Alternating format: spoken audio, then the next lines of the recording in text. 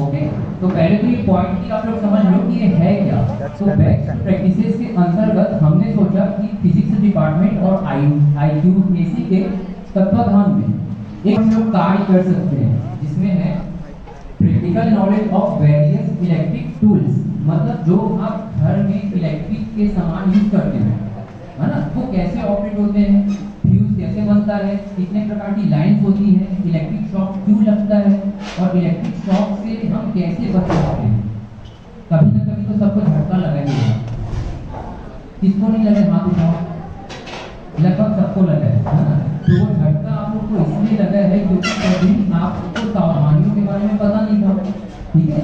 तो हम pre precaution कर सकते हैं। इसके साथ ही जो हमारे घर में बोर्ड्स होते हैं, एक्सटेंशन बोर्ड्स देखे, लाइट बंद कर स्विच बोर्ड्स देखे, तो इसके कनेक्शन कैसे होते हैं, इसकी डिजाइन कैसे होती है, इसके बारे में भी आपको जानकारी दी जाएगी। तो ये तो केवल उद्देश्य होगा, है ना।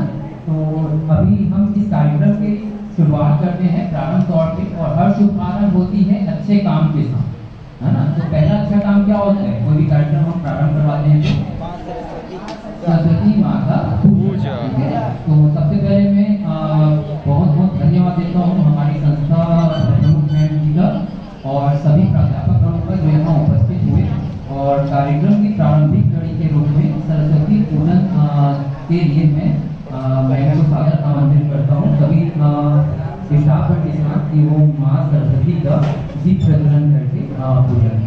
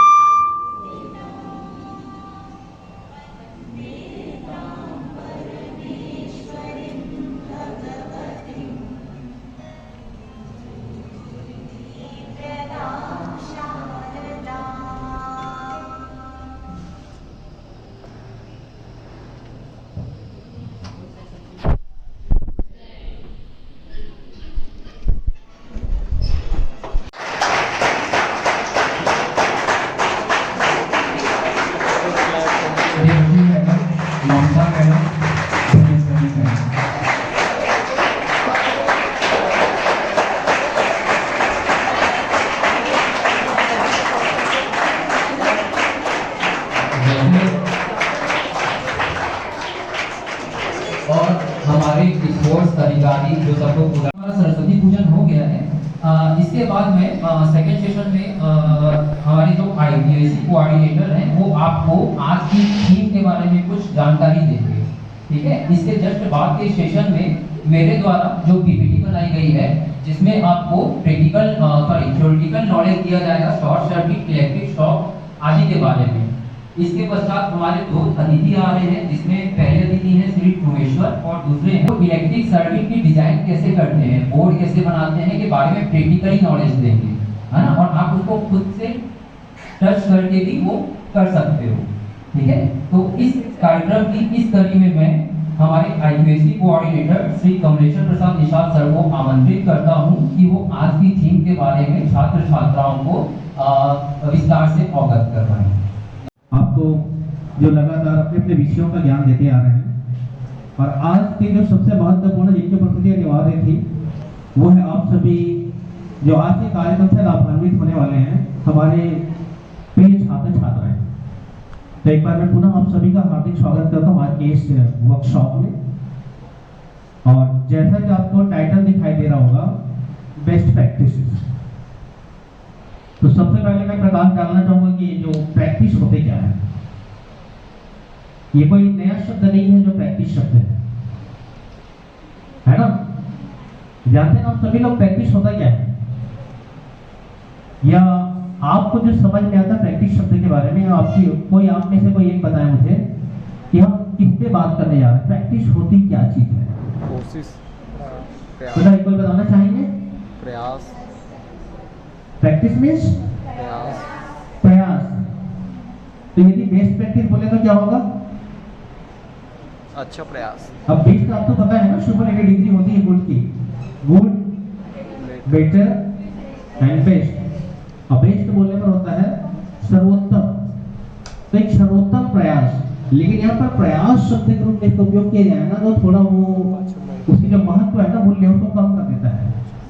तो प्रयास की तुलना में उस शब्द को हम यदि प्रथा कहें तो सर्वथा उचित होने वाली है। प्रथा, देखिए महाविद्यालय जो होते हैं उन्हें बहुत सारे काम ऐसे होते हैं जो एक प्रथा के रूप में चलते रहते हैं, मतलब जिससे लगातार छात्रों को कुछ ना कुछ लाभ मिलते रहता है। अभी महाविद्यालय में, स्कूल में, आपके घर में भी कुछ ना कुछ बेस्ट प्रैक्टिस होता है कि नहीं होता है? करते हो बेस्ट प्रैक्टिस का? सर बताए भी बेस्ट क्या होता है, प्रैक्टिस क्या होता है, ठीक है? तो एक ना एक उद्देश्य आपके जीवन में भी है, वैसे ही महाविद्यालय का भी कुछ ना कुछ उद्देश्य होता है जिसके लिए हम आगे बढ़ रहे हैं, आगे काम कर रहे हैं, ठीक है? पहला तो आपका रिजल्ट बहुत अच्छा आना चाहिए, और रिजल्ट के साथ साथ हमको ये देखना है कि उस बच्चे का सर्वांगीण विकास हो, ठीक है? तो आपको हर तरीके से विकास करना है। ये आपकी स्किल एनहांसमेंट के लिए किया जा रहा है आज की वर्कशॉप जो है वो। और हर महाविद्यालय का, जैसे मैं बताई, बहुत सारा प्रैक्टिसेस रहता है बेस्ट प्रैक्टिस में, तो उसमें कम से कम 2 बहुत अच्छी प्रैक्टिस हमको करनी है, जिसके लिए हम लोग रणनीति बनाए हैं, हम कैसे कर सकते हैं करके। तो पहला तो सर ने बताया ग्रीन कैंपस होना चाहिए। ग्रीन उपयोगी है तो हर बार उसके लिए हमको चेतावनी क्यों दी जाती है ना? तो चेतावनी इसलिए दी जाती है क्योंकि उसका हमको सही उपयोग करना है खुद का बचाव करते हुए, ठीक है? तो ये सामने आपको दिया वो दिख रहा है कि जैसे आप किसी भी विपत्ति को सूंघ कर, टच करके ये तो पता कर सकते हो, लेकिन बिजली जब विपत्ति देती है तो बता के नहीं आती, वो अचानक आती है और यहाँ तक कि वो जान भी ले जाती है, ठीक है? तो इसके अगले पॉइंट में हम विद्युत दुर्घटनाओं तथा विद्युत से लगने वाली आग के कारण पर चर्चा करेंगे। आजकल आप लोग देख रहे होंगे कि गर्मी के सीजन में बहुत सारे आप न्यूज़पेपर पढ़ते होंगे, तो हर न्यूज़पेपर में ना कहीं लाखों के सामान खाक हुए, कई दुकानों में आग लग गई, घर में आग जली हो गई, है ना? तो ऐसी आप लोग सुनते हैं न्यूज़, है ना? तो उस आग लगने के मुख्य कारण क्या होते हैं, जिसमें पहला कारण आपको दिख रहा है। हमारा अपने क्लास होगी, आज से अपना थ्योरी क्लास है, इसके बाद जब भी क्लास होगी प्रैक्टिकल क्लास होगी। सर्किट को डिजाइन कैसे करते हैं, स्विच कैसे लगाते हैं, 2 पिन क्या होता है, 3 पिन क्या होते हैं, लाइन वायर क्या होती है, फेज वायर क्या होती है, न्यूट्रल वायर क्या होती है, अर्थिंग क्या होते हैं, सबके बारे में आपको डिस्कस करेंगे। ठीक, तो ये दिख रहे हैं 2 कार्टून दिख रहे हैं कि नहीं? तो एक के हाथ में है 2 पिन और दूसरे में है प्लग, ठीक है? तो आग लगने के जो मुख्य कारण कई बार होता है कि जो 2 पिन में जो प्लग में 2 पिन हम लगाते हैं वो लूज होता है, और जहां भी लूज कनेक्शन होता है वहां शॉर्ट सर्किट की संभावना बहुत ज्यादा बढ़ जाती है। आप देखे होंगे स्विच को हिला के देखना, स्पार्क करता है, ढीले स्विच को हिला के देखना वो स्पार्क करता है, जो कि आग लगने के मुख्य कारणों में से एक है। जैसे ये आपको दिख रहा है, ठीक है? एक चिंगारी ही आग का रूप ले लेती है। तो सभी कनेक्शन क्या होने चाहिए, घर के टाइट होने चाहिए। और ये वर्कशॉप ना आप लोगों के लिए है, लेकिन आप इस वर्कशॉप को अपने घर में चलाओ, अपने मम्मी पापा भाई बहन सबको बताओ। इसके बाद ये आप लोगों को दिख रहा है सामने में, घरों में बिजली से होने वाली लगभग 1/3 दुर्घटनाओं की शुरुआत तार या केबल के इंसुलेशन के जलने से होती है। इंसुलेशन का मतलब समझते हो? जो वायरिंग आप देखते हो तांबे की, एल्यूमिनियम की जो भी वायर होती है उसके ऊपर ना कलरफुल कोटेड लगा हुआ रहता है, उसको इंसुलेशन बोलते हैं। वो होते हैं विद्युत रोधी पदार्थ जो करंट से हमको बचाता है। लेकिन कई घटनाएं क्या होती है कि वो इंसुलेशन कभी कभी लोकल वायर में ना कट पीट हो जाता है, गर्मी के कारण या कहीं से कट हो जाता है, तो वो थोड़ा सा भी टच आ जाता है तो उसमें क्या होगा, करंट आएगा या फिर वो आग भी लग सकती है। तो इंसुलेशन क्या होना चाहिए, प्रॉपर, कहीं ब्रेक नहीं होना चाहिए। दे सकते वैसे ही आप जो बोर्ड जितने कैपेसिटी का बना है उससे ज्यादा काम उससे नहीं ले सकते, लेने की कोशिश करोगे तो आपके घर को जला देगा। ठीक है, नेक्स्ट। इसके बाद शॉर्ट सर्किट। शॉर्ट सर्किट है ना, शॉर्ट सर्किट के बारे में सभी लोग जान रहे हैं क्या होता है शॉर्ट? कोई बता पाओगे? छोटा। नहीं पता? सुने हो ना सब लोग? ठीक है, तो इसमें शॉर्ट के रूप में दिया गया है कि बिजली की मरम्मत करने से पहले बिजली के स्रोत को डिस्कनेक्ट कर दें। कभी भी चालू कंडीशन की बिजली में क्या आप हाथ लगाओगे? लगा देते हो, लगा देते हो। कूलर जब चलता है घर में तो पानी डालते हो, बंद करते हो पहले उसको? नहीं करते हो ना, तो कभी तो झटका लगेगा। लगा है। ठीक है, तो पहले क्या करना है, कूलर के स्विच को बंद करना है, फिर पानी डालना है। क्योंकि कई केसेस, कई दुर्घटनाएं, इसकी अंतिम स्लाइड में मैं दैनिक भास्कर की कुछ न्यूज को डाला हुआ हूँ जिसमें पूरी बताए घटनाओं को कि कूलर में पानी डालने के दौरान मृत्यु हुई, तार में कपड़े सुखाने के दौरान मृत्यु हुई। तो ये क्यों हो रही है? कूलर में पानी डाल रहे हैं, चलते कूलर में पानी डाल रहे हैं, लेकिन कौन सी बाल्टी से डाल रहे हैं? लोहे की बाल्टी से डाल रहे हैं। तो झटका तो लगेगा ही, फिर भगवान तो बुलाएगा ही। ठीक है, तो सावधानी अपने हाथ में है। ठीक, इसके बाद है अप्लायंस के प्लग निकालने के बाद उनकी जांच या मरम्मत करें। मतलब समय समय पर सभी जो उपकरण होते हैं उनकी कनेक्शन की देखना रहता है, मरम्मत करनी पड़ती है। तीसरा, वायरिंग की समस्या के समाधान के लिए दक्ष मान्यता प्राप्त इलेक्ट्रीशियन बुलाएं। एक होता है ना, जैसे किसी भी इलेक्ट्रीशियन को नहीं बुला सकते 2 दिन। जैसे अभी आप इलेक्ट्रिक का काम सीखोगे तो क्या दूसरे दिन जाके कूलर को खोल के बनाना चालू कर दोगे? नहीं ना, तो पहले क्या बनना पड़ेगा? एक्सपर्ट बनना पड़ेगा, उसके बाद हमको उस पर प्रैक्टिकल करना। अच्छा, तो ओवरलोड और शॉर्ट सर्किट के जो कारण हैं वो आप देख चुके हैं। निम्न स्तरीय सामग्री का उपयोग, आप दुकान जाते हैं तो लोकल तार खरीदते हैं पैसा बचाने के लिए, जो कि गलत है। सेकंड, तारों का आकार छोटा होना। आप देखे होंगे एसी के लिए मोटी वायर लगती है और सिंपल पंखा चलाने के लिए पतली वायर लगती है। अब आप पतली वायर लगा के एसी चलाने की कोशिश करेंगे तो सीधी सी बात, गलत अर्थिंग और ग्राउंडिंग। अर्थिंग के बारे में सुने हो आप लोग? सुने हो? चलो बताओ क्या होता है अर्थिंग? आर्थिक में जमीन में जाते ना। वही देखो 11th-12th में पढ़े हुए हो फ्यूज वायर क्या होती है। फ्यूज वायर के बारे में जानते हो क्या होती है? हल्का मैडम हाँ बोल रही है, आंसर देंगी हल्का मैडम।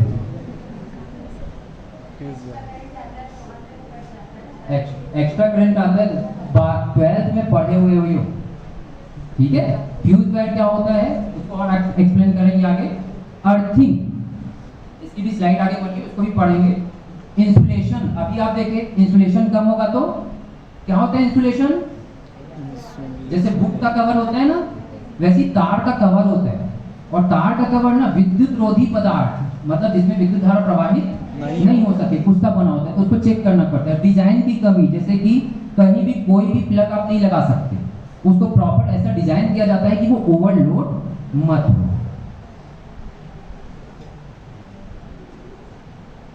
बिजली से सुरक्षा के लिए सावधानियां, देखो ये 3 सावधानियां तो आपको सामने ही दिख रही है। पहली सावधानी क्या बोल रही है? रबर। देखो झटका न लगे, क्या न लगे? झटका न लगे। उसका पहला फिगर क्या शो कर रहा है? क्या कर रहा है वो व्यक्ति? रबर से दस्ताना लगाया हुआ है और पेंचिस से वायर को कट कर रहा है। तो पहला तो दस्ताना विद्युत रोधी पदार्थ मतलब रबर का बना हुआ है, ओके। और सेकंड जो पेंचिस है, दिख रहे हैं पेंचिस के आगे का पार्ट लोहा है लेकिन पीछे क्या है? प्लास्टिक। वो भी विद्युत रोधी पदार्थ है, ठीक है। तो ये बोल रहा है कि दस्ताने पहन के ही आप किसी भी विद्युत की तार को टच करना है। वो तो बहुत बोला जी गीले कपड़े में ही टच कर रही है, गीले हाथों में भी टच नहीं कर रहे, ओके। और एक साथ एक और ऐसा कि जब भी विद्युत के उपकरणों को हाथ लगाओगे तो पैरों में क्या होना चाहिए? लोहे की नहीं तो ना, अगर लोहे की पहनोगे ना तो आप ही अर्थिंग का काम करोगे, फिर ऐसा झटका लगेगा। ठीक है, यहाँ तक क्लियर हुआ? तो ये सावधानियां रखते हो कि नहीं रखते हो? रखते हो ना, वेरी गुड।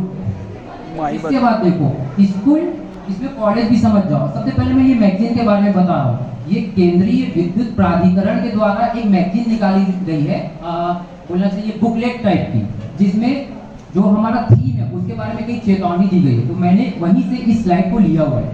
तो इसमें लिखा है स्कूल और आसपास, तो आप मान के चलो महाविद्यालय, ठीक है।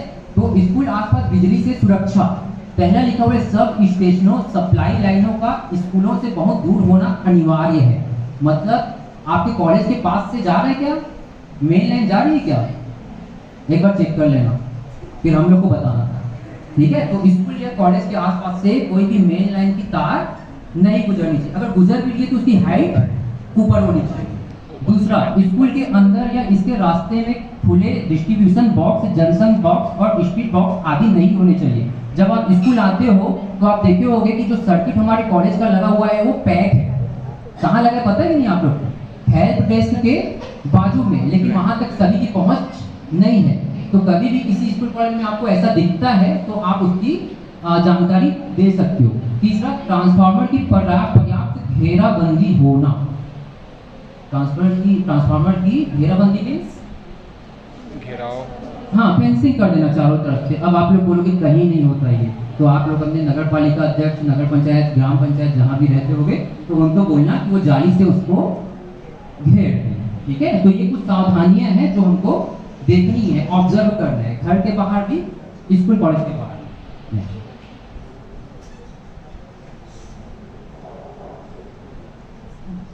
बिजली से सुरक्षा में अर्थिंग की भूमिका। ओके, तो पहले मैं फ्यूज वायर के बारे में आप लोग को बता देता हूँ। फ्यूज वायर जो होता है ना, निम्न गलनांक और उच्च विशिष्ट प्रतिरोध का बना होता है। इसका गलनांक समझ रहे हो, मतलब ना अगर 5 एम्पियर की करंट हमारे घर में यूज होती है, घरों में मैक्सिमम जो भी उपकरण हम यूज करते हैं ना उसको 5 एम्पियर तक की धारा की जरूरत पड़ती है। लेकिन विद्युत कहाँ से आ रही है, पावर स्टेशन कोरबा से आ रही है। ताप विद्युत गृह कहाँ से आ रही है, कोरबा से। कई हाई वोल्टेज की करंट आती है और कहाँ तक आती है, हमारे शहर के आसपास के किसी पावर डिस्ट्रीब्यूशन तक। जैसे यहाँ का शायद जामगांव है, जामगांव में है क्या, फिंगेश्वर में भी है, फिंगेश्वर में। फिर वहां से ट्रांसफार्मर के माध्यम से उसके लोड को कम करते करते हम अपने घर या कॉलेज तक लाते हैं। तो घरेलू उपकरणों में 5 एम्पियर के आसपास बिजली आती है। अब अचानक कोई फाल्ट ऊपर से आ गया और करंट अचानक बढ़ गई तो हमारे घर के सभी उपकरण क्या हो जाएंगे, खराब हो जाएंगे, शॉर्ट हो जाएंगे। इतनी महंगी महंगी एलईडी टीवी 30-40 हजार की, तो वो भी खराब हो जाएगी। तो इसको बचाव करने का काम करता है वो फ्यूज। जो फ्यूज का बॉक्स होता है ना, उसमें एक छोटी सी वायर होती है, वो क्या करती है, करंट जो ट्रांसफार्मर से आ रही है उसको घर तक ले जाती है। अब अगर बोलना चाहिए वो ना, खुद को मार के बाकी उपकरणों को सुरक्षित रखती, समझ लो क्या बोल रहा हूँ, खुद को तोड़ देगी लेकिन उपकरणों को वो सुरक्षित रखेगी। जब भी उसको लगेगा कि 5 एम्पियर से ज्यादा करंट मेरे से फ्लो हो रही है तो वो गर्म हो जाएगी, और गर्म हो जाएगी तो अभी मैंने बताया कि फ्यूज वायर का क्वालिटी क्या होती है, निम्न गलनांक। मतलब वो थोड़ा सा भी गर्म होगा तो गल के टूट जाएगा। अब वो गल के टूट जाएगा तो क्या विद्युत उपकरणों तक पहुंच पाएगी, नहीं। तो उसने उसको खराब होने से बचाने के लिए खुद को ही तोड़ दिया, समझ आया। तो ये फ्यूज वायर का काम होता है। तो कभी भी फ्यूज घर में ब्रेक होता है तो उसको भी कैसे बनाते हैं ये भी डोमेश्वर सर आप लोग को बताएंगे। ठीक है, इसके बाद अर्थिंग। अर्थिंग ये होता है, देखो जैसे 2 सड़क है, एक में बहुत भीड़ है और दूसरा एक बाईपास, सुनिए तो बाईपास रोड फिंगेश्वर में है क्या है? अच्छा हाँ, एक जो बाजार की तरफ से जाता है रोड, पुराना बाजार बोलते हैं कि पुराना बस स्टैंड, और एक नया बस स्टैंड की तरफ से जाता है जिसको बोलते हैं बाईपास। बाईपास का यूज क्यों करते हैं पता है, जब एक रोड में ट्रैफिक ज्यादा हो और हमको पता है कि उस तरफ से जाने से हम सुरक्षित रहेंगे तो वो बाईपास का काम करते हैं। वैसे ही अर्थिंग से पहले दे देंगे, जैसे मानव शरीर का जो प्रतिरोध होता है ना वो 1000 ओम के आसपास होता है। कितना ओम? 1000 ओम। और नहीं सॉरी, गीले कपड़ों में, मतलब भीगा हुआ मनुष्य रहता है ना, उसका शरीर का प्रतिरोध 1000 ओम होता है, और सूखा हुए कंडीशन में 1,00,000 ओम होता है। मतलब हमसे करंट लो होगी ना तो उसको, तो अगर उसको हम एक ऑप्शन दे दें कि बाजू से एक वायर निकाल के जिसका प्रतिरोध 8 ओम है, कितना 8 ओम, मतलब प्रतिरोध बहुत कम हो गया। तो अगर मेरी बॉडी से करंट जाएगी और ऑप्शन में मैं उसको बाईपास के रूप में अर्थिंग की वायर दे दूंगा जिसका ओम कितना है 8 ओम, तो क्या वो मेरे से क्रॉस होगी क्या? समझ लो क्या बोल रहा हूँ, मेरे शरीर का प्रतिरोध कितना ओम है 1000 या 1,00,000 ओम, और मैं ऑप्शन में एक और रोड दे दिया उनको, अर्थिंग की वायर जिसका ओम कितना है 8 ओम। तो उसको कम प्रतिरोध मिल रहा है, मतलब कम भीड़ मिल रही है, तो धारा मेरे से ना बहने के बजाय किससे बह जाएगी, उससे बहते हुए पृथ्वी पर चले जाएगी, क्योंकि पृथ्वी आवेश का, विद्युत का सबसे बड़ा सुचालक है। जैसे समुद्र से एक बाल्टी पानी निकालते हैं तो उसकी मात्रा कम हो जाती है, पीछे चले जाएगा क्या, और एक बाल्टी डाल देंगे तो बाढ़ आ जाएगी, नहीं। वैसे ही पृथ्वी इतनी बड़ी चालक है, उसको कितनी भी करंट दो उसके आवेश में वृद्धि नहीं, उससे कितनी भी करंट लो उसके आवेश में कमी नहीं होती। तो क्या हुआ, जब मैं फ्रीज को खोलने गया तो वो करंट, क्योंकि इसमें करंट आ चुकी थी, लीकेज करंट है, लेकिन उसमें अर्थिंग हुआ है। क्या हुआ है, अर्थिंग। और वो अर्थिंग के माध्यम से घर के बाहर एक गड्ढा खोदा गया जिसमें नमक चारकोल डाल के तांबे की वायर जिसका प्रतिरोध 8 ओम था उसको गड़ा दिया गया, तो वो करंट इधर ना आके कहाँ चले गई, पीछे से उस अर्थिंग पे चले गई, तो हम सुरक्षित हो गए। और वो अर्थिंग नहीं होता तो पूरी करंट हमारे ऊपर, ठीक है। तो हर घर में अर्थिंग की सुविधा होनी चाहिए, ठीक है। तो आप लोग ये भी चेक करना घर में अर्थिंग हुआ है कि नहीं हुआ है, देखना, मम्मी पापा से पूछना कहाँ गड्ढा है, कंफर्म बताओ। आपको भी नहीं पता है तो पता करो इलेक्ट्रिशियन से कि अर्थिंग कनेक्शन हमारे घर में हुआ है कि नहीं हुआ है। समझ आया यहाँ तक? जब पूरे एक्सपर्ट हो जाओगे ना तब करना, अभी से वो छोटी छोटी बैटरी वाला काम कर लो, है ना। उसके बाद ये है, वायर को बिना ढका नहीं रहने दे, इंसुलेशन टेप, ये ब्लैक कलर का टेप आता है, रेड कलर का टेप आता है, जानते हो? Yes. वो टेप प्रॉपर कनेक्ट होना चाहिए। नेक्स्ट, अब ये क्या कर रहा है बताओ तो? ये प्राथमिक उपचार CPR दे रहा है। अब ठीक है, जैसे अभी लास्ट में ना एक न्यूज है दैनिक भास्कर की, उसमें लिखा हुआ है कि नानी माँ कार में कपड़ा सुखा रही थी और उसको करंट लगा, तो उसकी जो नातिन है ना उसको छुड़वाने के लिए चले गए और दोनों को करंट लगने से दोनों एक्सपायर। तो उसने क्या गलती कर दी, उसकी नातिन ने क्या गलती कर दी, उसे रबड़ से मारना था। तो क्या वो लोहे की छड़ से उसको हटाना था क्या? नहीं, किससे? लकड़ी से या प्लास्टिक से या किसी भी विद्युत रोधी मटेरियल से उसको मार के हटाना है। और ये बताओ कि अगर जिसको झटका लग रहा है और प्लग पास में ही है तो क्या उसको डंडे से मारोगे? पहले क्या करोगे? पहले प्लग पर, प्लग अगर दूर है ना तो उसको मारो। उसके बाद ना इसके कुछ प्राथमिक उपचार भी हैं, मैं इसको पढ़ देता हूँ एक बार। किसी व्यक्ति को बिजली का झटका लगे तो उसे तुरंत बिजली के स्रोत से अलग कर देना चाहिए, डिस्कनेक्ट करने के लिए स्विच को ऑफ कर देना चाहिए। सेकेंड, कोई धातु की बात इसमें कही गई है तो मैं रिपीट नहीं कर रहा हूँ। ये जो प्राथमिक उपचार है ना, इसकी भी एक स्लाइड है और ये पूरी मैगजीन का PDF में सब ग्रुप में भेजूंगा, ठीक है। उसको पढ़ना, पूरा दिया हुआ है इसमें, ओके। ये उपचार की पूरी 2 पेज इसमें बने हुए हैं। ये क्या हो रहा है? आसमान से गिरने वाली बिजली से सुरक्षा के प्रति सावधान। अब मैं आप लोग से पूछ रहा हूँ, आप सभी लोग कृषक परिवार से हो कि नहीं हो? तो जब जुलाई अगस्त का महीना आता है ना, क्योंकि मेरे घर में भी पेपर आता है दैनिक भास्कर, तो मैं पढ़ता हूँ इस गांव में बिजली गिरने से मवेशी और कृषक की मृत्यु हो गई। क्या आप लोग पढ़े हो ऐसी न्यूज कभी? है ना। तो समझ जाओ कि किसान परिवार, किसान लोग इससे बहुत प्रभावित होते हैं, ठीक है, जब आकाशीय बिजली गिरती है तो, ठीक है। अब आकाशीय बिजली को तो हम रोक नहीं सकते, लेकिन उसको हम आभास कर सकते हैं कि अभी हम सेफ नहीं है, तो तुरंत अपनी सावधानी के लिए एक अच्छी जगह हम पकड़ सकते हैं, ठीक है। एक और न्यूज में आई थी गरियाबंद के आसपास कहीं पौनकेरा या फिर बरोंडा की, मैंने पिछले महीने सुना था। देखो खेतों में ना छोटे छोटे घर बने होते हैं जहाँ मोटर लगी होती है ना, बोर होता है क्या, बोर में कनेक्ट, तो उसके दरवाजे को क्या था ना, लोहे का था और वहीं से वायरिंग निकली थी। तो एक लेडीज दरवाजा बंद करने गई और उसी में चिपक के वो खत्म हो गई। अब दरवाजे से करंट कैसे लग गया? लोहे के कारण, लोहे का था और वायर उसी से गुजर रही थी। तो दरवाजा बंद करते खोलते क्या हुआ, उसके ऊपर से इंसुलेशन हट गया। कभी करंट नहीं लगती थी, लेकिन जब वो पूरी तरह कट के उसके कांटेक्ट में आ गया तो उसमें इंसुलेशन मतलब करंट आ गया और वो सीधे एक्सपायर। क्योंकि करंट की भी अलग अलग लेवल होते हैं। मेन लाइन में 4 वायर होती है जो खंबे के ऊपर से जाती है ना, 4 वायर होती है, जिसमें 3 ना फेज लाइन होती है जिसमें बहुत हाई करंट फ्लो होती है, लाइन 1, लाइन 2, लाइन 3, और चौथी वायर जो होती है वो न्यूट्रल होती है। समझ रहे हो? मतलब क्या होता है, देखो जो जा रहा है उसको वापस भी तो आना है। करंट बिना न्यूट्रल वायर के क्या करंट फ्लो हो सकती है? जब आप विद्युत पढ़े हो तो एक चीज पढ़े हो कि विद्युत हमेशा बंद परिपथ में चलती है। 5 वोल्ट की बैटरी देखो, उससे बल्ब जलाया होगे बचपन में, तो क्या होता था, प्लस से करंट निकलती थी, माइनस पे जाती थी, फिर बैटरी के अंदर माइनस से प्लस पे जाती है, पूरा सर्कल बनता है ना, तब करंट बनती है।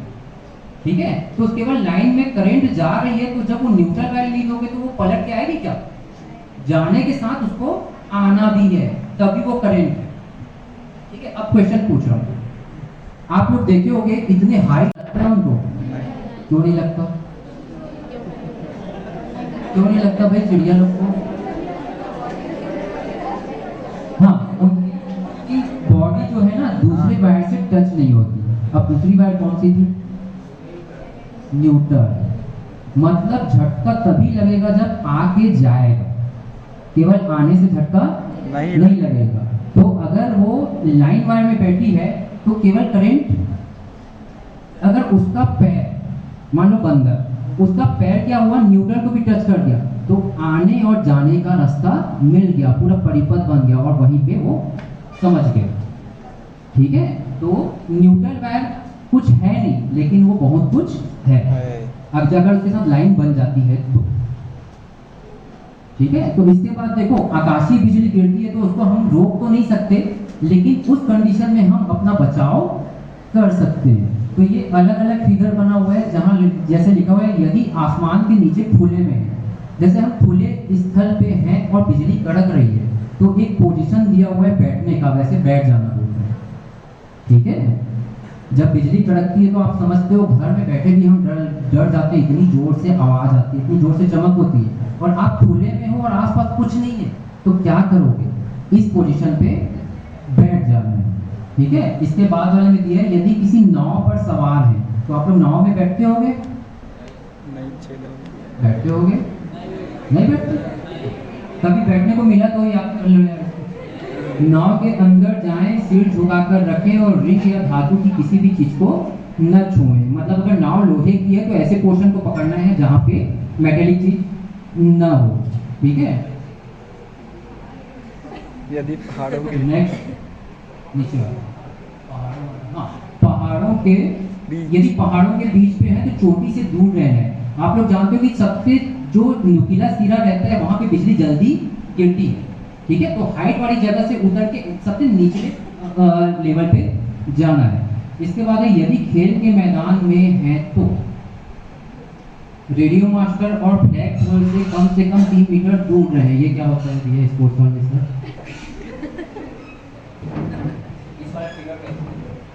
इधर देखो, जैसे सबको फिगर में दिख रहा है ना, रेडियो मास्टर होता है जो रिसीवर होता है। बहुत सारे इंटरनेशनल मैचेस आप देखते हैं तो वहाँ पे लाइव टेलीकास्ट होता है। आईसीसी का मैच सबने देखा है कि नहीं? दुबई में मैच चल रहा था, बट कहाँ पे हम लाइव देख रहे थे? इंडिया के अंदर। विदिन अ सेकंड्स, तो किसी वायर से तो नहीं आ रहे थे सिग्नल्स जो है वो रेडियो के थ्रू, सैटेलाइट के थ्रू एक जगह से दूसरी जगह ट्रांसमिट हो रहे थे, और उसके बाद में ही यहाँ हम उसको लाइव देख रहे थे। ठीक है, तो उसके पास में हमको नहीं रहना। बड़े बड़े लाइट्स लगाते हैं, फ्लड लाइट लगी होती है, देखे होगी नहीं ग्राउंड्स पे, बहुत सारी जगह मैदान को रात में खेलने के लिए बनाया जाता है, तो वहाँ पे लाइट लगाई जाती है। बिजली तभी सबसे पास वाले एरिया को चुनती है, ऊंची बिल्डिंग को चुनेगी, नहीं तो अगर बिल्डिंग नहीं है तो वहाँ पे पोल रहेगा। समझ गए?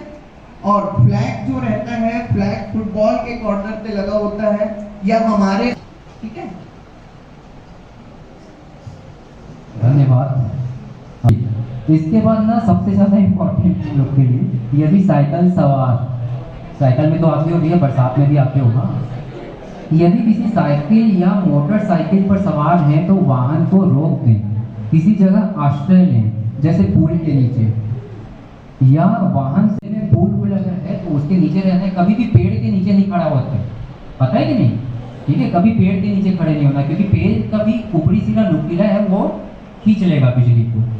नेक्स्ट, यदि किसी कार में है तो केवल ग्लासेस को बंद करके आप इसमें भी हो कि अच्छी जगह पे हमको रहना है। 4 दीवारी के अंदर है तो बिजली गिरने से सुरक्षा के पर्याप्त उपाय करें। ये बोल रहा है, मैं नहीं बताऊंगा, आप ही लोग कर लेना। अर्थिंग चेक कर लेना और तड़ित चालक लगवाना। तड़ित चालक समझते हो? यस सर, बिल्डिंग त्रिशूल टाइप का होता है ना, वो शायद कारखानों में लगा रहता है क्या? बड़ी बड़ी बिल्डिंग, ऊंची इमारतों में ना हाँ। बड़े टावर्स लगा देते हैं कि अगर बिजली गिरे तो भवन क्षतिग्रस्त ना हो, केवल वो टावर। क्षतिग्रस्त हो। ठीक है। इसके बाद यदि आप पेड़ के नीचे हैं तो पेड़ों ग्रोव पहाड़ों के किनारे से बच कर रहे हैं, ऊंचे पेड़ों और लिफ्ट से 10 मीटर की दूरी, मतलब पेड़ से तो इतना दूर रहो कि 10 मीटर दूर रहो, ठीक है। पेड़ के नीचे खड़े हो जाते हो ना तुम लोग, पानी में भीग लेना लेकिन बिजली से मत भीगना, तो पेड़ के सामने खड़े नहीं हो। अच्छा, ये है बहुत इंपॉर्टेंट नेगेटिव न्यूज़ है लेकिन काफ़ी कुछ सिखा देती है। दैनिक महासमुंद में करंट लगने से 2 की मौत, जो मैंने अभी बताया कि कपड़ा सुखाने के दौरान कैसे करंट लग गई नानी को, कपड़ा सुखाने के दौरान नानी को कैसे करंट लग गई, कि उसकी नातिन भी उसको छुड़ाने गई, वो भी एक्सपायर हो गई। कैसे करंट चले गई कपड़े सुखाने की वायर में, वो भी धातु की रही होगी और किसी न किसी कनेक्शन में वो आ गई होगी। तो हमेशा कपड़े की वायर भी जो है वो अलग कर लें, ठीक है। उसके बाद है करंट लगने से बहू ससुर की मौत, ठीक है। तो इसमें क्या है, दुर्ग में तार पर गीले कपड़े डालते ही चिपकी महिला, तो इसका ससुर भी इसको हटाने गया होगा, बट वो भी क्या किए, हाथ से ही छू लिए होंगे, जबकि उसको किससे मारना था, डंडे से मार। ठीक, इसके बाद देखो सबसे नीचे वाला देखो है ना, 3 नाबालिग की मृत्यु हुई। ये सीढ़ी दिख रही है बेटा आप लोग को, ऊपर तो हाई टेंशन तार दिख रही है, अब उन्होंने इतनी बड़ी सीढ़ी क्यों लगाई होगी सोचो। कहीं कनेक्शन कर रहे थे, शायद दुर्गा पंडाल या गणेश पंडाल के लिए बिजली की एक चोरी हो बोल सकते क्या, है ना, बिजली चोरी के लिए जोड़ रहे होंगे, तो उन्होंने धातु की सीढ़ी लगा दी, लेकिन वो वायर को टच करते उससे पहले सीढ़ी टच कर दी। लोहे की सीढ़ी सीधा हाई टेंशन तार के टच में आ गई, तो सीढ़ी में जितने भी लोग थे एक्सपायर हो गए। तो देखो कितनी छोटी छोटी मिस्टेक हैं जो नहीं करनी चाहिए, फिर भी लोग, क्योंकि उनको पता नहीं था ना कि इसमें करंट दौड़ जाएगा। ओके, इसके बाद करंट, खेलते समय करंट लगने से बच्ची की मौत। नीचे चलते कूलर में पानी डालना, तो इसका एग्जांपल मैं आप लोगों को बता चुका हूँ, स्विच बंद करके पानी डालो और प्लास्टिक की बाल्टी से, ठीक है। इसके बाद छत्तीसगढ़ में करंट लगने से 2 किसानों की मौत। फसलों को जानवरों से बचाने के लिए लगाया गया था तारी, आसपास बहुत होता है, मैं पढ़ता हूँ गरियाबंद की न्यूज में ये पढ़ता हूँ। तो ऐसा क्यों करते हैं वो लोग, जानवरों से बचाने के चक्कर में उसमें करंट दौड़ा देते हैं, लेकिन भैया दूसरे राहगीर को थोड़ी पता कि उसमें करंट है, ठीक है। तो ये पूरा क्राइम है, कभी भी ऐसा दिखता है तो आप पुलिस थाने में जाके उसकी कंप्लेंट कर, सब चीजें गुप्त रहती हैं। ये भी वही है, कूलर में पानी डाल रहा था बच्चा और वो खत्म।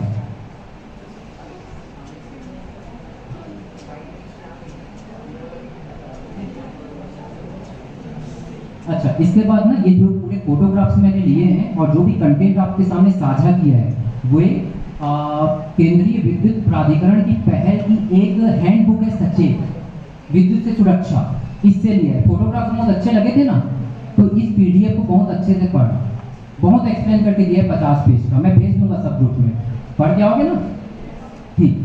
उसकी विषय सूची भी आपकी ये है, देखो, परिचय, विद्युत दुर्घटनाओं तथा विद्युत से लगने वाली आग के कारण बिजली सुरक्षा से सावधानी, जो हमने पूरा पॉइंट पढ़ा ना वो सब इसमें है, तो ये आप लोग पढ़ के आओगे नेक्स्ट जब भी आपकी क्लास होगी। अच्छा, ये सेशन यहीं पे थ्योरेटिकल था, मजा आया कि नहीं आया? आया, काफी कुछ नई जानकारी मिली, भूल नहीं जाना, ठीक है। अब इसके अगले सेशन में अभी थोड़ी देर के लिए ब्रेक होगा लेकिन ना नीचे का गेट